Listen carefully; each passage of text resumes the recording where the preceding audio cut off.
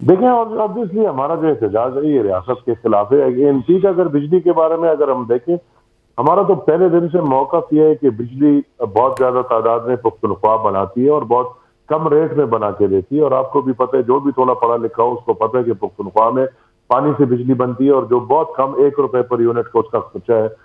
وہ صوبائی خود مختاری کے بعد وہ مطلب کہ وہ ہمیں حق نہیں دیا جا رہا.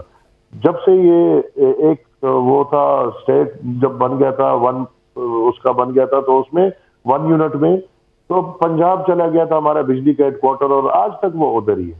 آج دیکھیں ہمیں گندم از اے پروونشل تھنگ، جب بھی مسئلہ ہوتا ہے پنجاب بند کر دیتا ہے. اس طرح باقی چیزیں بھی پروونشل ہے، لیکن بجلی کو انہوں نے وفاقی رکھا ہوا ہے.